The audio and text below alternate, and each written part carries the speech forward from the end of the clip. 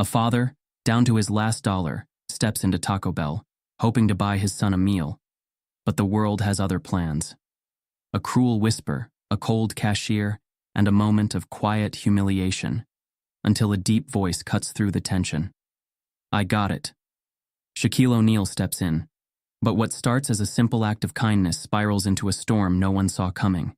A viral video, twisted headlines, lies, betrayal, and a past neither man can outrun. Did Shaq save a life, or ruin it forever? Before we deep dive into this interesting story, subscribe to our channel and tell us where are you watching from. Share in the comments below. The glass door of the Taco Bell swung open, letting in a gust of warm air along with a man and his son. The father, shoulders hunched, walked in with careful steps, as if every movement carried the weight of his struggles.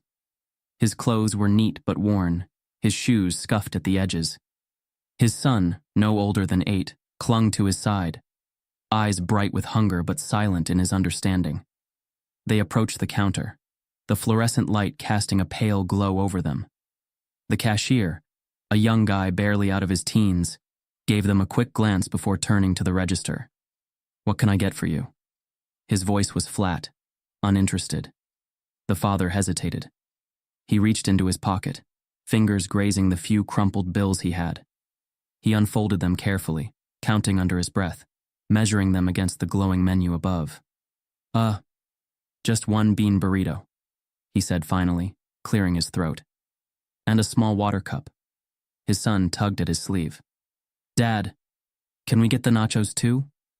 A flicker of hesitation crossed the man's face. He gripped the money tighter, swallowing hard before forcing a small smile. "Maybe next time, buddy." The cashier tapped at the screen, nodding toward the register. "That'll be $1.79. The father exhaled in relief. He placed the money down, but as the cashier picked it up, his expression shifted. He ran the bill between his fingers before giving the man a hard look. "Sir, this is $1 short." The father blinked. He looked down at the money, counting again, hoping he'd made a mistake. His stomach tightened. He reached into his other pocket, digging for change, but all he found was lint and an old grocery receipt. A beat of silence. "Dad?" the boy asked quietly. The father glanced around, his pulse quickening. Customers stood behind him, waiting. He could feel their stares, hear the impatience in their shifting feet. Someone behind him sighed loudly. A voice, low and sharp, muttered just loud enough for him to hear. "If you can't afford food, don't have kids." Heat crept up the father's neck. His jaw clenched, but he didn't turn around. He couldn't. The cashier's expression remained indifferent. "Do you want to take something off?" The boy looked up at his father, his small hands gripping the edge of the counter. His eyes were hopeful, trusting. The father wanted to disappear. "I'll figure it out," he muttered, stepping back. He placed a hand on his son's shoulder, ready to leave, ready to pretend none of this had happened. And then, a deep voice cut through the tension. "I got it." The father turned. A towering figure rose from the back of the restaurant, moving with quiet authority. He had been sitting alone, unnoticed until now. His presence filled the space, his familiar face catching the attention of more than just the father. Shaquille O'Neal. The cashier froze, his posture stiffening. Customers turned their heads, whispers spreading like wildfire. Shaq walked up to the counter, pulling out his wallet. The size of his hand made the bills look like Monopoly money as he placed a crisp 20 on the counter. "Give the kid whatever he wants," Shaq said, his voice steady, unshaken. The father's breath caught in his throat. He recognized Shaq instantly, of course. Who wouldn't? But at this moment, Shaq wasn't just a celebrity, a millionaire, a larger-than-life figure. He was just a man standing in front of him, offering kindness when the world had turned cold. The boy's face lit up. "Wait, you're Big Shaq." Shaq grinned. "That's what they call me." The father's pride waged war against his gratitude. He straightened his shoulders, voice firm despite the tightness in his chest. "I appreciate it," he said, "but we don't need—" Shaq held up a hand, stopping him. "This ain't charity," he said. "It's a meal." The father hesitated. His stomach churned, shame pressing against his ribs. He wanted to be the provider, the strong one. He wanted to be enough. Shaq must have seen it in his face because he spoke again, quieter this time. I know what it's like to be hungry. A flicker of something unreadable passed between them. The father looked at his son, who was watching him with cautious hope. Slowly, he exhaled. All right, he said, voice barely above a whisper. The cashier, now looking slightly nervous, took the 20 and rang up the order. The father and son stepped aside, the boy practically bouncing with excitement. Shaq returned to his seat, but the restaurant's energy had shifted. Some people whispered in admiration, others in judgment. Not everyone saw generosity the same way. At the back of the diner, near the booths, a man in a business suit smirked, shaking his head. He leaned toward his friend. Shaq playing savior again, he muttered. Like that man won't be broke again by next week. His friend chuckled, sipping his soda. You know how it goes. Give a man a fish he eats for a day. The businessman smirked. And begs again tomorrow. Shaq didn't react. Maybe he didn't hear them. Maybe he was used to it. But someone else did. The father. His jaw tightened. His hands curled into fists at his sides. His son, happily eating his burrito, didn't notice the way his father's face darkened. The father wasn't angry at Shaq. He was angry at himself. The food tray sat on the counter, untouched. The boy's eyes darted between it and his father, who stood rigid, his expression unreadable. His hands were stuffed into his pockets, his shoulders squared, as if bracing for something. Shaq watched him, recognizing that posture. The weight of pride, the refusal to be pitied. Take the food, man, Shaq said, his tone even but firm. It's just a meal. The father met his eyes, his jaw tightening. I don't need charity. The words came out sharper than he intended. The Taco Bell suddenly felt smaller, the air thick with tension. Shaq didn't flinch. He'd heard those words before, felt them before. This ain't charity, Shaq said, lowering his voice so only the father could hear. It's a door. The father frowned, confused. Shaq gestured at the food. Door's open, walk through it or let it shut. Up to you. The boy tugged at his father's sleeve, eyes pleading. Dad, please. The father inhaled sharply, his pride waging war with his son's needs. He wanted to be the kind of man who could say no, who didn't need help, who wasn't at the mercy of someone else's kindness. A sharp click cut through the moment. A phone. A woman in the corner of the diner had her camera trained on them, her screen glowing as she recorded. Shaq saw it. The father saw it. The father's stomach twisted. This wasn't just about food anymore. This was about being exposed. The woman's fingers moved quickly across her phone, tapping away.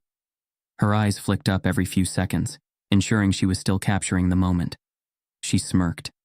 The kind of smirk that said she knew exactly what she was doing. Shaq turned slightly, his large frame blocking her view. Put the phone down, he said, voice calm but heavy.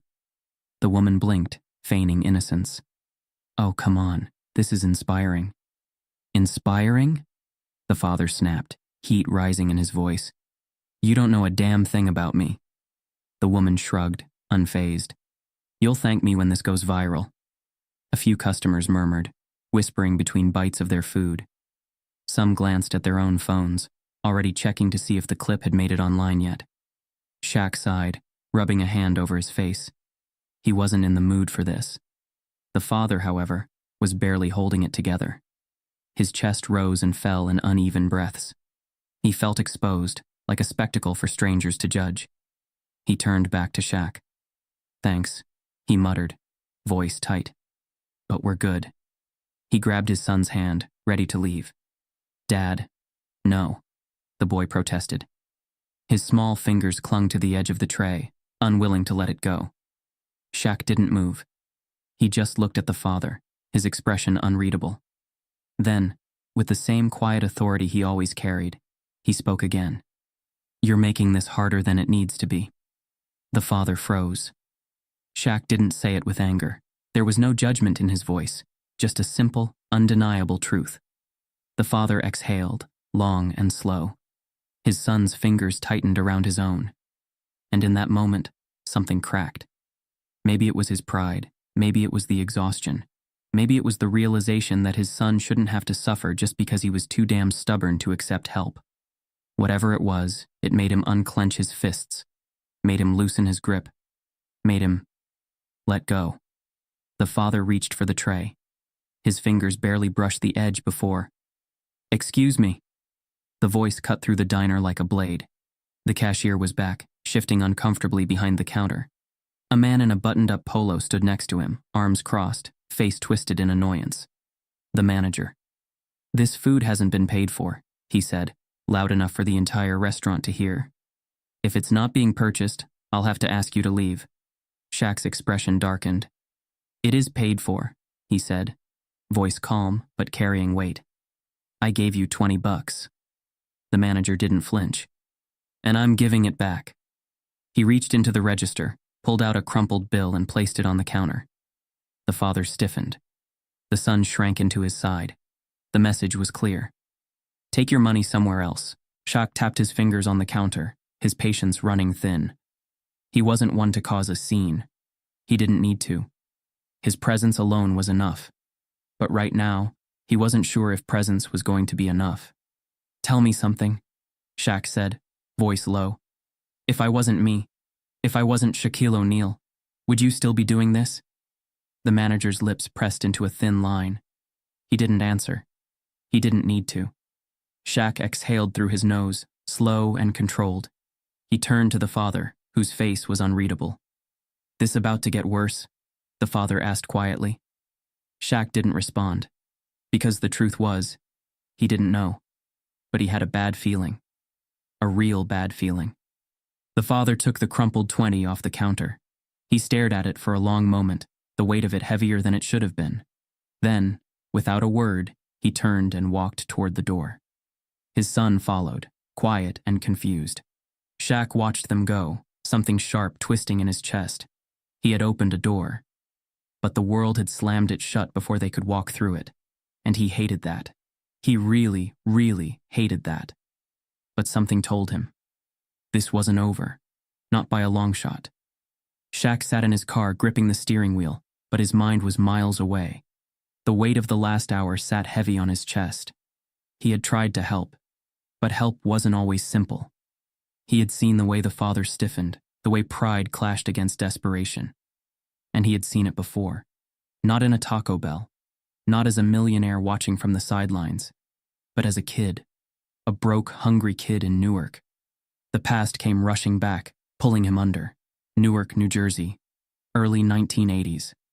A young Shaquille O'Neal, tall for his age but still just a boy, walked beside his mother Lucille down the cracked sidewalk. The air was thick with the smell of fried food from a nearby corner shop. His stomach growled. They had been out all day. His mother had just finished a double shift at the hospital, her uniform slightly wrinkled, her eyes tired but alert. "Almost home, baby," she said, offering him a tired smile. He nodded but didn't speak. He was too focused on the corner store ahead. The glass display case was filled with hot food, fried chicken, mashed potatoes, cornbread. His stomach clenched painfully at the sight. Lucille noticed. She always noticed. She sighed and reached into her purse, fingers searching for money she already knew wasn't there. Her shoulders sagged for just a second before she straightened again. "Let's keep walking, Shaquille," she said softly. But before they could move, the old man behind the counter spoke up. "Little man looks hungry." Shaq's eyes flicked up. The man, probably in his 60s, had a kind face. He wasn't smiling, but there was warmth in his eyes. He reached under the counter, pulled out a wrapped sandwich and held it out. "No charge," the old man said. "Go on, take it." Shaq hesitated, his stomach twisting in hunger. But before he could reach for it, a hand clamped down on his shoulder. His stepfather. Philip Harrison was a big man, bigger than most. A former Army drill sergeant with a presence that demanded respect. His face was unreadable, but his grip on Shaq's shoulder was firm. "We don't take handouts," he said, voice low but final. Lucille looked down, lips pressed tight. The old man nodded slowly, as if he had seen this before. Ain't no shame in a meal, sir. Harrison didn't budge. He'll be fine. And that was it. The old man withdrew the sandwich.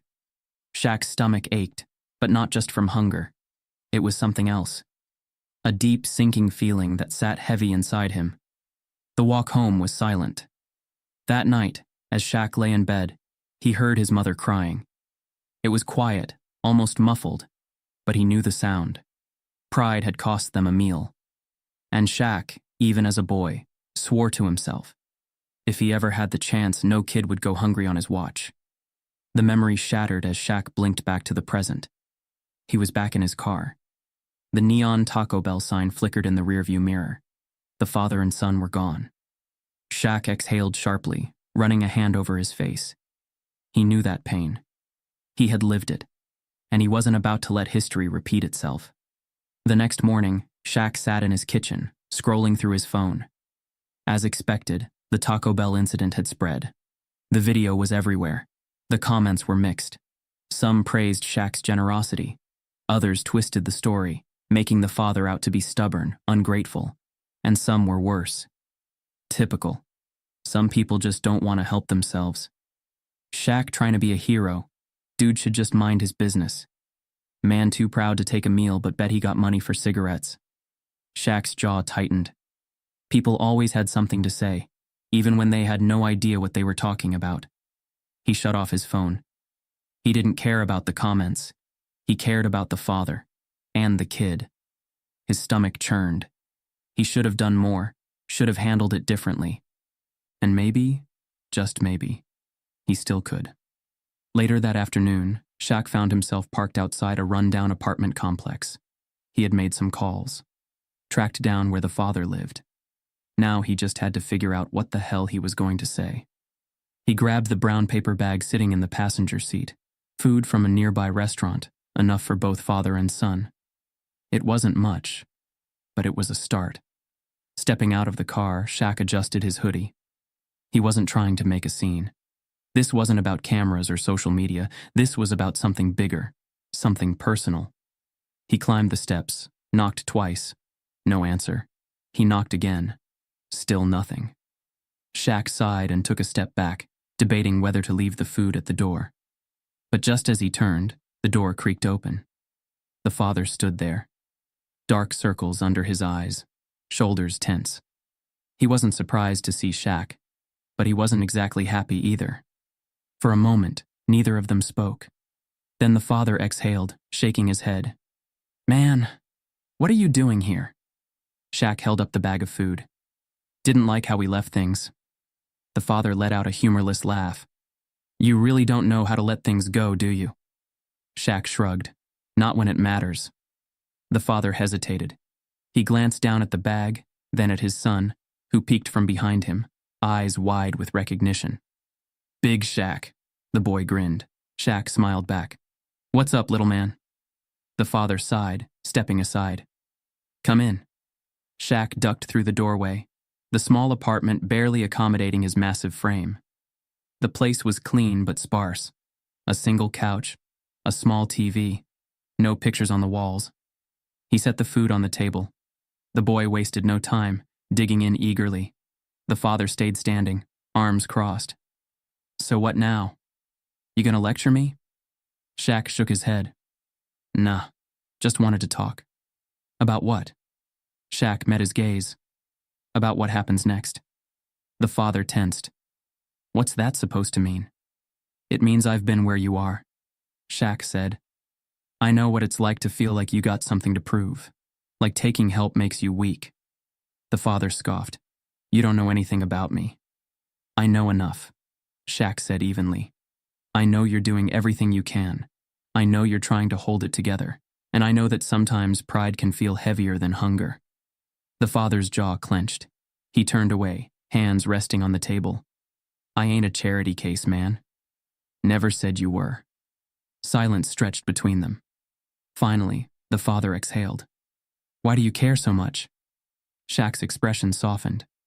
Because I was that kid once, and I had a stepfather who made sure we never took help, even when we needed it.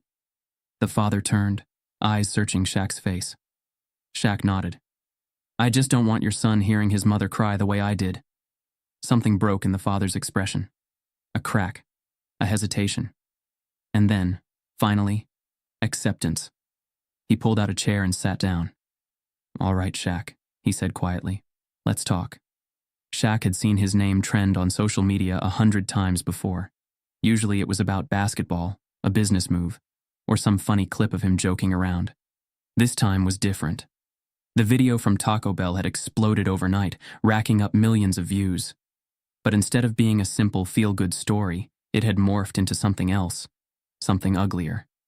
His phone wouldn't stop buzzing. Shaq puts broke dad on blast. Should pride come before a meal? Billionaire thinks he's a savior. Shaq scrolled through the headlines, shaking his head. He had tried to help, nothing more. But the internet had its own way of twisting things. He opened Twitter. Shaq meant well, but this is exactly why people feel humiliated taking help. If you're too proud to feed your kid, that's on you. Shaq doesn't understand real struggle anymore. He's been rich too long. That father should have just said thank you. No need to act like a damn martyr. It didn't stop there. News stations had picked it up, turning it into a debate about class, race, and pride. Was Shaq's act of kindness actually public humiliation? A news anchor asked, looking straight into the camera. A guest on the panel, a stiff-looking man in a suit, nodded. The issue isn't generosity. It's the power dynamic. A man struggling to feed his kid doesn't want to be a millionaire's pity project. Another guest shook her head. But what was Shaq supposed to do? Just let the kid go hungry? People always have something to say. Shaq shut off the TV. He wasn't mad at the internet. He was mad that the father was now caught in the middle of something he never asked for, and he had a bad feeling things were about to get worse.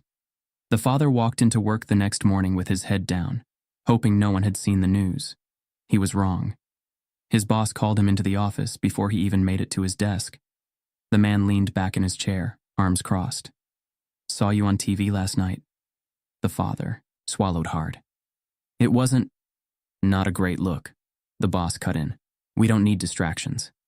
The father clenched his fists. Distractions? The boss shrugged.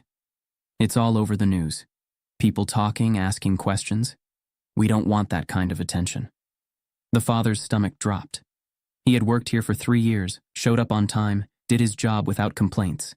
And now, because some woman had recorded a moment he never wanted shared, he was being treated like a liability. His voice came out tight. What are you saying? The boss sighed. I'm saying keep your head down. No interviews, no comments, and don't let this affect your work. The father forced a nod. But inside, rage boiled in his chest, as if being poor was a scandal. Meanwhile, Shaq was at his gym, trying to shake off the frustration. He lifted, ran drills, tried to focus on the burn in his muscles instead of the noise online. Then his phone buzzed. A new message. Unknown number. Stay in your lane. Shaq froze. His mind immediately went back to the Taco Bell manager, the way he had returned Shaq's money, the way he looked at the father. Was it connected? He had dealt with hate messages before. It came with fame. But this one felt different. He stared at the screen for a long moment before locking his phone. Something told him this was far from over. The father had never been the center of attention before. He was used to blending in, clocking in, and keeping his head down. But ever since that video, things had changed. People watched him differently now. Not with sympathy, but with something colder. Judgment. And worse? Jealousy. It started small. A few lingering stares in the break room.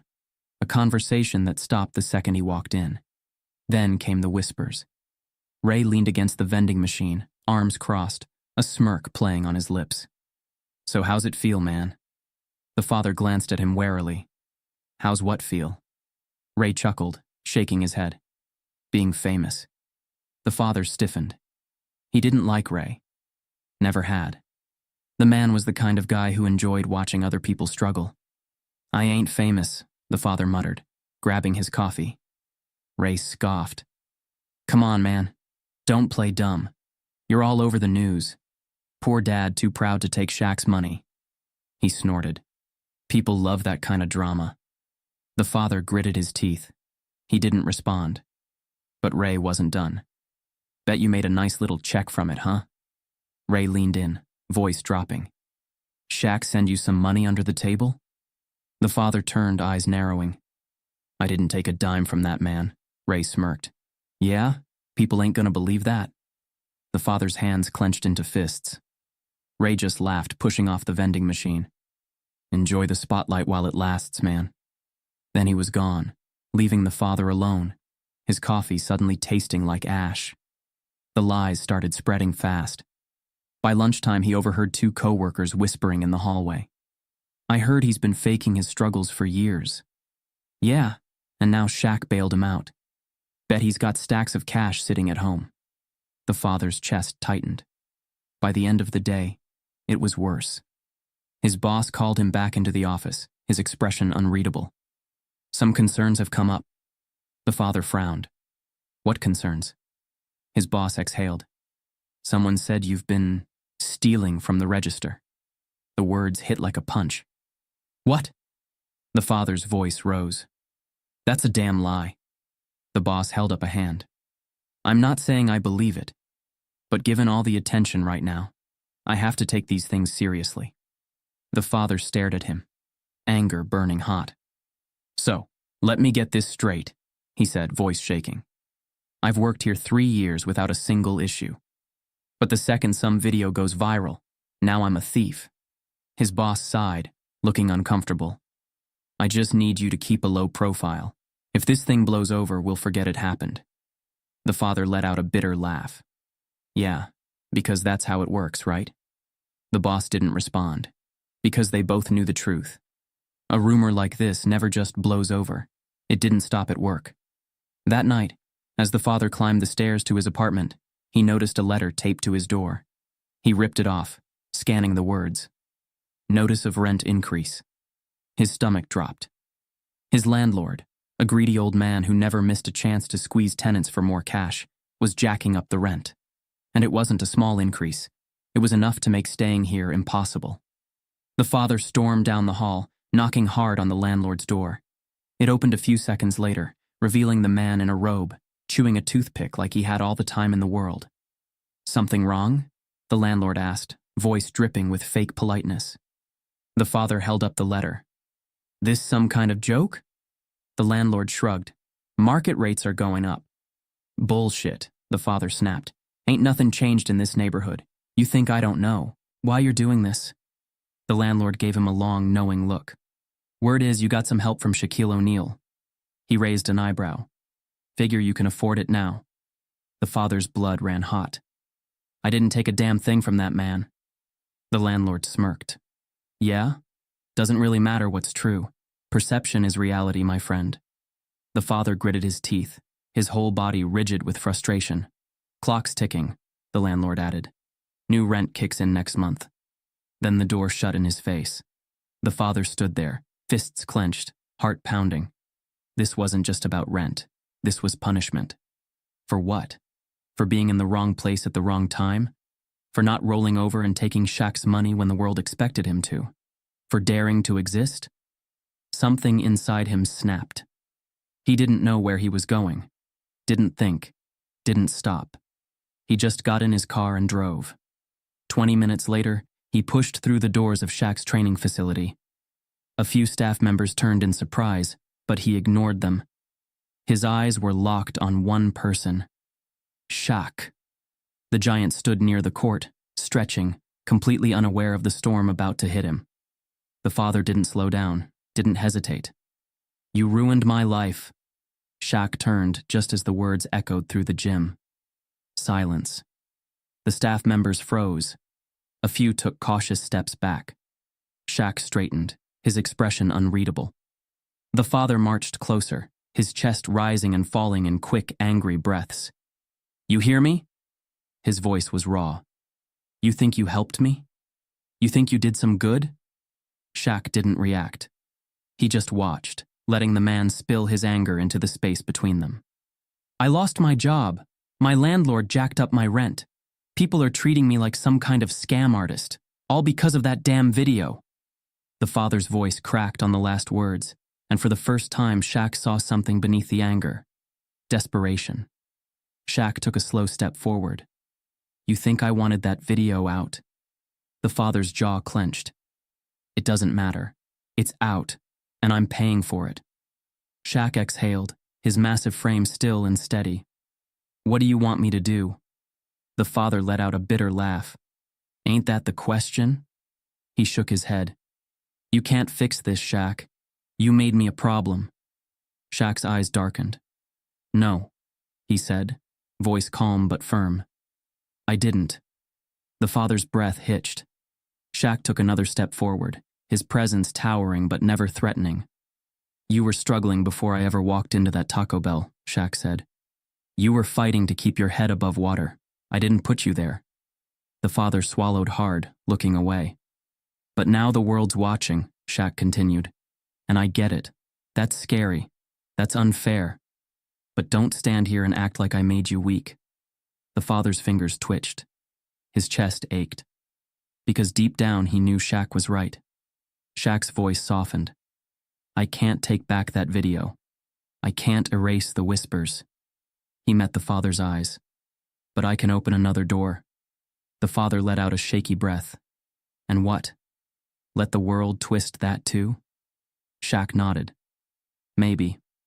The father looked down at his hands, the weight of everything pressing down on him. And then Shaq said the words that changed everything.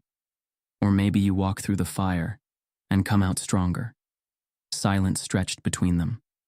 The father thought of his son, waiting at home. Thought of the people who wanted to see him fail. Thought of Ray's smirk, his boss's indifference, the landlord's greed. He exhaled slowly, and for the first time in days, he felt something other than anger. A choice. A way forward. He looked up at Shaq and nodded. The gym was silent except for the father's ragged breathing. His anger still sat between them, thick and suffocating, but Shaq didn't move, didn't flinch. He just stood there watching. The father's hands curled into fists at his sides. "You don't get it, do you?" His voice cracked, exhaustion creeping in now that the rage was burning out. "I lost my job. My landlord's on my neck. My kid is looking at me like I'm a failure." His chest rose and fell unevenly. "And it all started because of you." Shaq stayed quiet. He let the weight of those words settle. Let the father hear them himself. Then he spoke. "What's your son gonna eat tonight?" The father froze. It was a simple question, a quiet one. But it hit harder than anything else Shaq could have said. The father opened his mouth, but nothing came out. His hands dropped to his sides. His shoulders sagged. And then, just like that, he broke. His breath stuttered, his head hanging low, his body shaking from the sheer effort of holding it all together for so long. His fingers dug into his hair, his knees nearly buckling. Shaq had seen a lot of things in his life. Seen men fall apart, seen strong people crumble under pressure. But this was different. This was a man who had fought so hard for so long, only to realize he'd been losing before he ever stepped into the ring. Shaq stepped forward, his voice softer now. "You're letting the world decide your worth. Now what?" The father squeezed his eyes shut, trying to swallow the lump in his throat. But the fight was gone. Shaq didn't speak again. Didn't push. Instead, he walked over to the nearest bench, sat down and waited. He knew this moment. Knew what it felt like to be drowning and have nothing to grab onto. So he waited. The father finally lifted his head, his eyes bloodshot. He let out a shaky breath. "I don't know what to do." Shaq nodded. "Then let me help." A pause, a hesitation. Then finally, acceptance. "Okay." But before Shaq could respond, his phone buzzed. He pulled it out, glancing at the screen. A text. No name, no number. Just a message. "Check the news." Shaq's stomach turned. Something was wrong. Really, really wrong. Across town, in a dimly lit bar, Ray leaned back in his seat, smirking as he watched his phone screen. The plan had worked. The trap had been set. And now, the father was about to lose everything. Shaq stared at his phone, jaw tightening as he read the text again. Check the news. A cold feeling settled in his gut. He swiped open his browser, And there it was. Shaquille O'Neal caught in PR stunt. The headline blared across the screen, accompanied by a screenshot from the Taco Bell video. But this wasn't just the same clip making rounds before. This was twisted. The article beneath it dug deep. It suggested that Shaq's kindness was staged for attention, that he had humiliated the father on purpose for social media points. They had pulled clips from old interviews where Shaq talked about giving back, making it sound like this was just another notch in his hero complex. The worst part? They had anonymous sources. A former associate of Shaq's claims he has done this before, stepping into struggling people's lives for a moment of glory, then moving on when the cameras stop rolling. Shaq's grip on his phone tightened. This was calculated. Someone was doing this on purpose, and he had a damn good guess who. Ray scrolled through his phone, grinning. The journalist had done exactly what he hoped, dug up just enough dirt to make people question everything. Now, instead of looking like a struggling man who got caught up in a viral moment, the father looked like a fool who got played. Ray tossed back the last of his beer and pulled up his landlord's number. Time to finish this. The call rang twice before the landlord answered. Yeah? Ray leaned back, his smirk widening. I hear our guy's still living in that dump of an apartment. A pause. Then the landlord let out a dry chuckle. For now. Make sure that doesn't last. Ray's voice dropped. Kick him out. No one's coming to save him. The landlord sighed, but Ray could hear the greed underneath. You sure about this? Trust me, Ray said, tapping his fingers against the bar top. By the time I'm done, even Shaq won't want to be associated with him. The landlord didn't need more convincing. Consider it handled. Ray hung up, feeling satisfied.